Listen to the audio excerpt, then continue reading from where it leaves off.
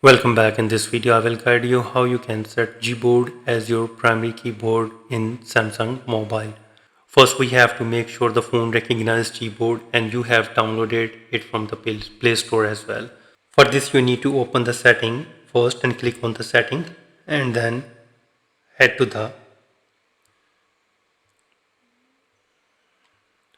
General Management. Click on that and now tap on the keyboard list and default. And now you have to ensure the toggle next to Gboard is turned on. Click OK. So once it is enabled, you have to tell the system to use it by default. In that same keyboard list and default screen, tap on the default keyboard and turn on both options, this one and this one. And now go back and check. And here now you can see that Gboard is active on the Samsung Mobile.